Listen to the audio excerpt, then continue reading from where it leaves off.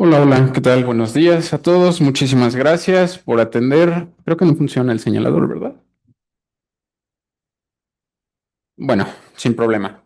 En este particular, bueno, les vengo a platicar un poco sobre algunos avances que hemos estado teniendo durante el desarrollo de mi proyecto del doctorado. También hay uno que otro comentario que les voy a hacer en torno a algunos resultados que tenemos como antecedentes. Nuestro grupo de investigación, que está encabezado por el doctor Ángel Saraín Herzberg, que está por aquí presente. Muchas gracias. Excelente, gracias. Adelante. Bueno, les comentaba, el doctor Ángel Saraín es nuestro tutor principal, el responsable de este proyecto. Y pues nada, en nuestro laboratorio tenemos interés en investigar cáncer de mama y su regulación epigenética. Entonces, comentarles el proyecto, ya comentamos el título, efecto del resveratrol sobre la expresión y regulación epigenética de CLSA4. Para entrar en detalle, el cáncer de mama es un problema de salud a nivel mundial, no solo en México. Ocupamos el primer lugar entre las mujeres mexicanas, el cáncer de mama, como el mayor número de incidencias y el mayor número de decesos. El primer lugar en incidencia y mortalidad en las mujeres mexicanas. Y mucho de esta mortalidad tiene que ver con la alta heterogeneidad que tienen los tumores mamarios. Son muy diferentes. Se dice trivialmente que no hay tumores de mama iguales, ¿no? Pero bueno, ha habido muchos esfuerzos por tratar de clasificar a estos subtipos en función de las expresiones y por ensayos de inmunohistoquímica. En particular, son una serie de receptores que nosotros tomamos en cuenta para poder darle una clasificación a un tumor. Puede ser un tipo luminal, A o B, en los cuales la característica principal es la presencia de receptores hormonales como de estrógenos o de progesterona. En el caso del HER2 enriquecido, existe una amplificación del gene que codifica para el receptor HER2 y por ende existe una sobreexpresión del receptor, lo cual ocasiona una señalización proliferativa sostenida, ¿no? Y en el caso de los triples negativos, este obtiene su nombre de la ausencia de los tres receptores que les estoy mencionando. Mucho del subtipo molecular en realidad no solo dicta el pronóstico que va a tener la paciente durante el transcurso de la enfermedad, sino que también esto se correlaciona fuertemente en general con el tratamiento o por la aproximación clínica con la cual se va a acercar al paciente, ¿no? En particular, los tumores con receptores hormonales positivos, pues el receptor hormonal es un blanco poder tratar estos tipos de cáncer. Y en el triple negativo, pues es el del peor subtipo o peor pronóstico, precisamente por su alta agresividad. ¿Por qué es tan agresivo? Porque hay metástasis, porque estas células son capaces de desarrollar metástasis. Es un proceso guiado por la transición epitelio-mesénquima, donde existen diversos inductores de la TEM, principalmente hormonas o citocinas, que pueden generar un cambio en el perfil transcriptómico de expresión de estas células, perdiendo sus características epiteliales y ganando características mesenquimales que favorecen la migración.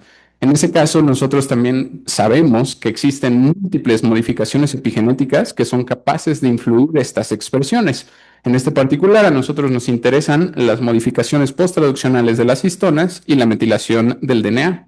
Sabemos que existen diversas alteraciones epigenéticas en el cáncer de mama. Por ejemplo, en los subtipos luminales que son resistentes al tratamiento, se tiende a ver una supresión de la expresión del receptor de estrógenos 1 quitándote la vía de tratamiento, ¿no?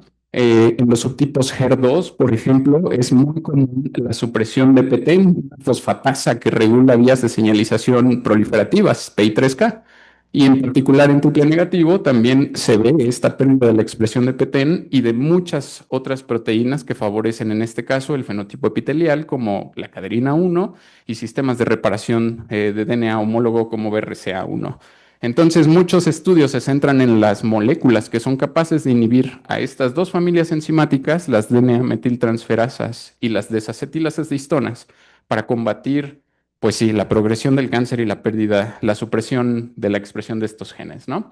En nuestro laboratorio nos interesa mucho el resveratrol. El resveratrol es un fitofármaco o fitoestrógeno, un polifenol que tiene muchas actividades reportadas. En particular, a nosotros nos interesan dos, ¿no? Estas actividades en general es la inhibición de las DNMTs y la inhibición de las HDACs de clase 1, es decir, HDAC 1, 2 y 3.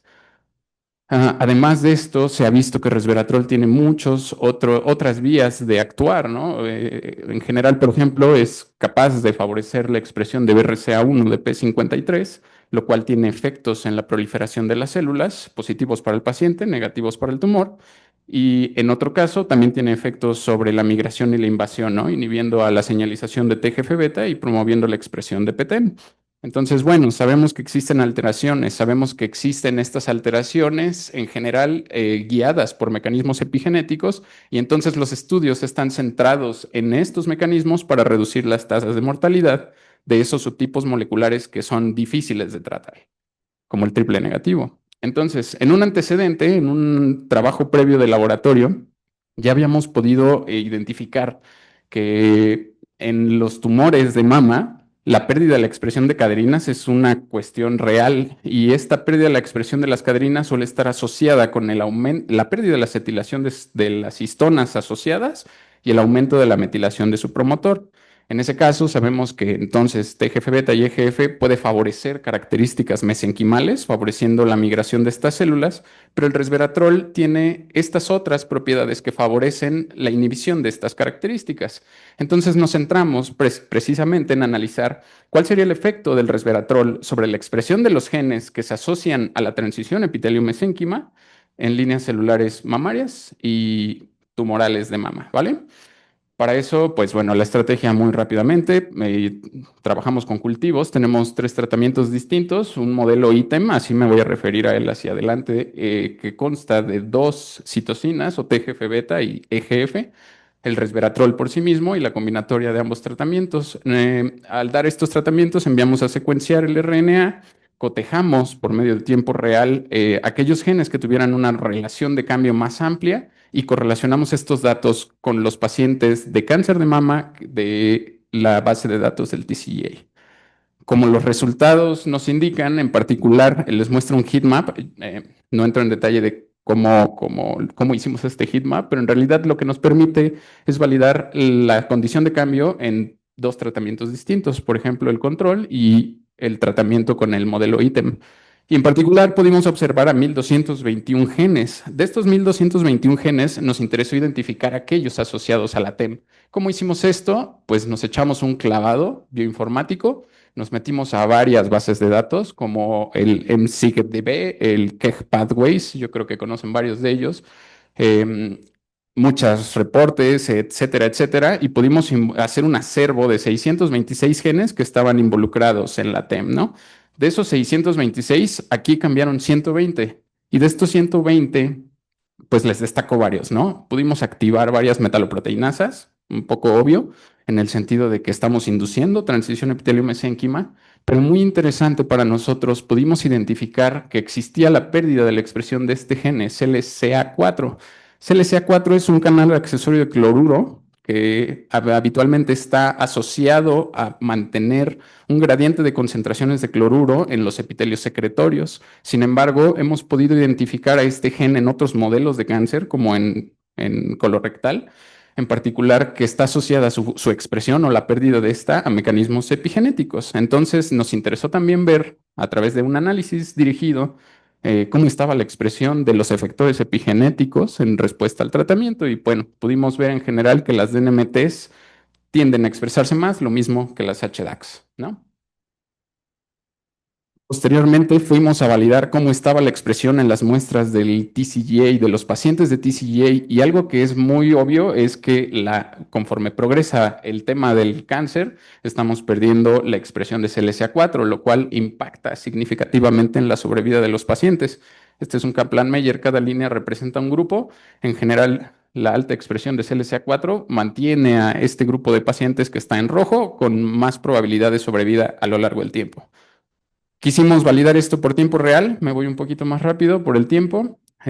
Al validar esto por tiempo real, pudimos notar que la combinatoria y los factores de crecimiento que estamos dando en nuestro modelo, pues efectivamente abaten la expresión de CLCA4. Y contrario a esto, resveratrol aumenta o favorece la expresión de CLSA4 con respecto al control y cuando lo damos en una dosis combinada, el modelo con el resveratrol, también podemos disminuir el abatimiento de la pérdida de CLSA4.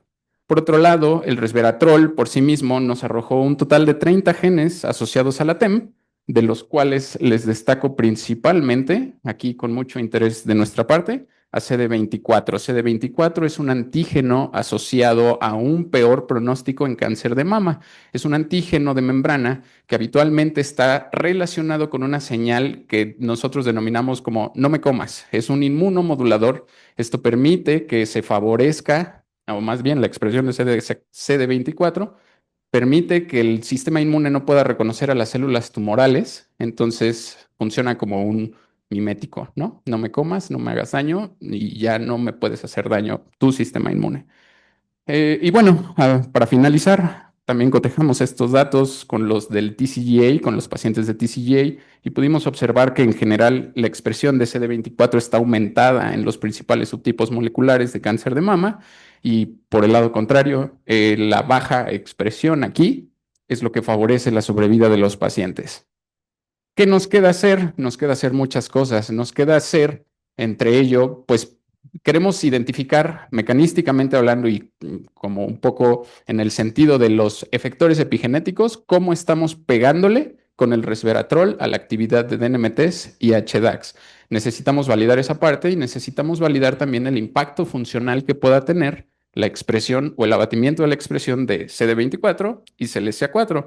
¿Y qué más tendríamos que hacer? Pues algo muy importante, vincularlo, ¿no? Invitarlos a ustedes que si tienen interés en estos temas, si tienen interés en la transición epitelio-mesénquima, en el cáncer, en la epigenética, pues pónganse en contacto con nosotros. A nosotros nos es muy bienvenido a los chicos de PSEM, de Afines en general. También, pues en general, a invitar a todos, también a los investigadores, a que podamos hacer colaboraciones. Creemos que nuestro método es muy efectivo para identificar posibles blancos terapéuticos que puedan ser marcadores muy importantes. Pues lo que sigue es seguir trabajando sobre esto y validarlo, ¿no? Y pues nada más agradecer a los organismos que han financiado este proyecto, también en general al tutor, a mi jefe, el doctor Ángel Sarain, que nos ha apoyado todo el tiempo, y en general al comité organizador de este congreso. Es muy plausible que hagamos esta vinculación, ¿no?